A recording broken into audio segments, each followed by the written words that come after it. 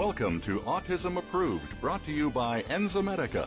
Now here's your host, Kristin Selby Gonzalez.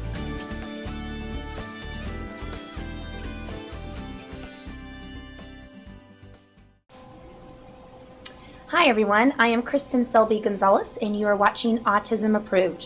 1 out of 91 children between the ages of 3 and 17 are being diagnosed with autism. That's 1 out of 58 boys. Well, we knew it was more important than ever to bring you a show that offered you hope, resources, and tools. Well, today I have a very special guest, one of my favorite people in the world, happens to be one of my dearest friends, and one of the most inspirational mothers I know, Heidi Scheer. So thanks for being here today. Thank you for having me, Kristin. I think it's so important for all the mommies out there, and the daddies, to see moms like you out there doing what you do. Because I know when I first met you and heard your story, I was so touched and so inspired, knowing that I wasn't alone. There was somebody out there walking that walk with me. So a lot of people out there I know already heard your story, but there's still people out there that haven't. Right. You know, can you explain to us, one, I know how many children, tell them how many children you have. I have 3 children, and they are 7, 10, and 12 now. I have 2 boys. My oldest is Carson, and then Ganon is my middle, and then Ella is my little girl. And which one was diagnosed with autism? Ganon. And how old was he when he was diagnosed? He was diagnosed at about the age of 4. We started noticing specific signs when he was 3 because he wasn't responding to his name anymore and he wasn't speaking sentences and had a lot of digestive issues and things of that nature. So we really were noticing the signs of being on the spectrum, so we started having evaluated by different, the school system and doctors and such. And so now, how old is Ganon today again? He's 10. He's 10. Yes. And so where was he when he was diagnosed? Was he looking? Was he doing repetitive behaviors? Was he not talking? He had a few words, but he had no language. He had no pragmatic language. He couldn't speak a sentence. He couldn't tell me he loved me. He was completely disconnected. He did not respond to his name, so no, he did not look at us. Eye contact was very difficult.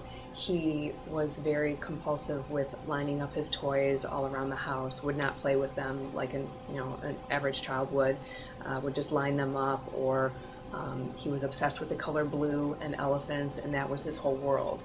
When I took him to, say, Gymboree, and we were playing with balls, he had to play with the blue balls. He would never sit in circle time. He always ran off and ran away. He could not stay with the group. He was not interacting with his peers at all. And he was just very, very disconnected, I guess you could say is the best word. And you had another child, so you knew what to compare it to. Yes, exactly. Carson was 18 months old, is 18 months older than he is.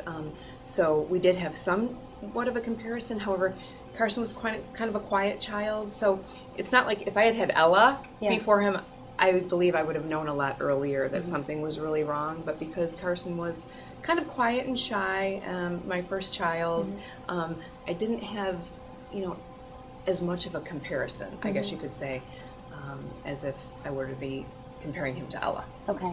So it's something that parents really need to look at, not only comparing them to a sibling, but to other children around. I think that's crucial. I think that if I had looked kind of more around me, rather than just at Carson for a comparison, I would have known. You would have seen the differences. Yes, exactly. Now, where is he today?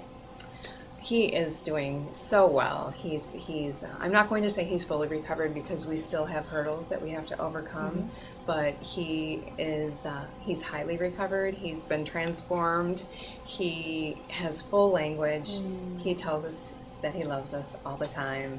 He's in a typical classroom for about 80% of the day, and next year we'll be moving full-time with a resource helper. And he's just a beautiful little boy that's enjoying life, and his personality is emerging.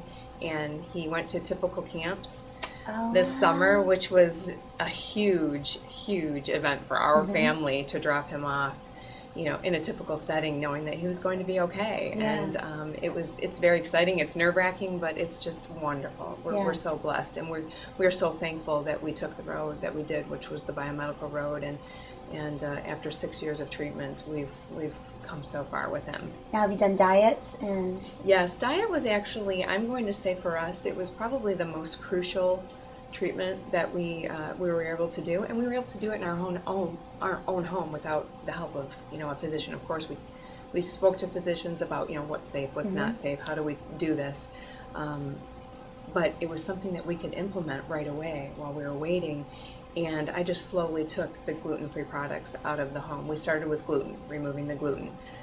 And we kind of just switched over to the gluten-free products so that my other children didn't really know the difference, you know? And what was most important for us is to get it all out of the home. Right now we have it back in the home, just a little bit of it, just because Ganon needs to know. He's 10 years old, and he needs to be able to say, no, I can't have that. And he needs to know it's going to be in his world, and he needs to make wise decisions. So we have brought a little bit back in the house now, but I really suggest to families that are just starting to just remove it completely, because you can't afford. Ganon was so severe that he was at school one day and he found a Pepperidge Farm little goldfish underneath the table, and he ate it, and he was out of school for a week. Wow. That was how severely affected he was by gluten. So I was told by the doctors it takes at least 3 months, and it has to be 100%. You cannot have an infraction. You can't have a stick of gum that has gluten in it. You cannot have, you know, a piece of licorice that has gluten in it. You need to read your labels and become educated. So I said, okay, we're in this for at least 3 months. Sometimes it takes a longer time to see a result. And that's 90 days, which, Exactly. In the great span of things, it's nothing. Yeah. And we were lucky enough to see a result start happening in 3 weeks. Wow. And we were down playing on the floor, and you know, I said, I love you, Ganon. And I just, every day I wished that he would say something back to me, anything. Yeah. And he wouldn't. He wouldn't even look at me. And at that moment, at the 3-week mark, he stopped what he was doing, and I'll never forget the look in his eyes. It was almost as if he had heard me for the very first time in his life. And in slow motion, he turned his head to me and he said, I love you too, Mommy. And I'll never forget it. It was just so heartwarming. And I knew that we were on the right track. I knew that this was something that was working for us, and we needed to dive in at full force, you know, so that we could get him recovered. Wow. I mean, to me, you guys are watching that, knowing what you were told, and knowing where he is today. Yes, the diagnosis is it's so depressing, because they basically tell you, your child has autism. Good luck. Here's some paperwork, get some speech therapy, and it's like you've been sent to walk the plank. And there's no hope. And it's astounding to me that institutions are still telling people that. You know, I've had a friend that was just diagnosed last summer and went to the University of Michigan and was told that diet didn't work and it wasn't worth trying. And yet there's hundreds of thousands of people doing the diet. And I think you and I talk about that so often. There might not be quote-unquote studies, right? But guess what? There's surveys out there. There sure are. And my thing is, it takes a survey before it takes a study. So that's the pre-study, if you ask me. And if one parent has done it before us, we're not reinventing the wheel. Just follow the path. Just follow it. And it's not that hard. And if you've heard one person get better, why would you believe that your child can't? And I remember thinking, even my own son, I remember thinking, okay, they gave me this pamphlet, go home. They actually told me to go home and have other children, that this one was not going to be what my hopes and dreams were. My gosh, is there parents out there that might be being told that? And this is what breaks my heart.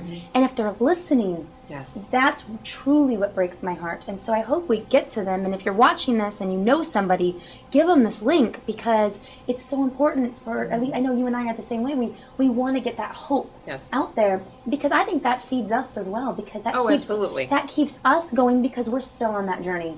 And so the more we can surround ourselves with hope and people that believe, you start seeing our kids get better and better and better.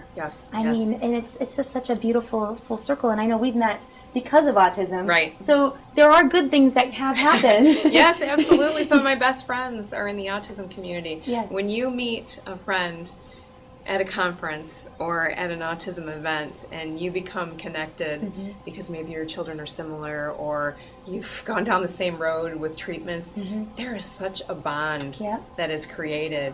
And you know that you can always call on that person. When it gets tough and you're having a bad day, you know that that person is going to answer the phone. Because they know. And know exactly how you're feeling. And that's what's so important about our community, to stand together and to help each other out. and to all get out there and spread the word that Yeah. treatments are available. And many kids are recovering. Many kids are improving. Many nonverbal children are speaking their first words when they were Yeah. told they could never, ever, and would never speak. And there's people that are even like 16, 17 years of age that are saying Yes. their first words. Yes. Because their moms and dads are just hearing about biomedical or just hearing about diet. Yes, I'm glad you said that because it can happen at any age. Yes. Any age. There's, of course, early intervention is best, but I know people that have improved, that have moved 3 grade levels, and it wasn't until the age of 17 that they were helped, or 25, or whatever. It was even a 56-year-old man who finally got help for the first time and was able to get off of his medications. Oh. I mean, it's just... Well, and I think that's what we're seeing these last, it's been 7 years, for my son, and Right. the last 7 years have been, first of all, it's gone by like that. Right. Truly, it has. Right. But I've seen even in 7 years the total difference of what not only what we've been told in research Yes. and protocols, but even the food's changed and the menus have changed. And isn't it fascinating? We'll go to a restaurant today. Even a couple years ago, this wasn't happening. Right. And you guys are watching, you probably see this as well.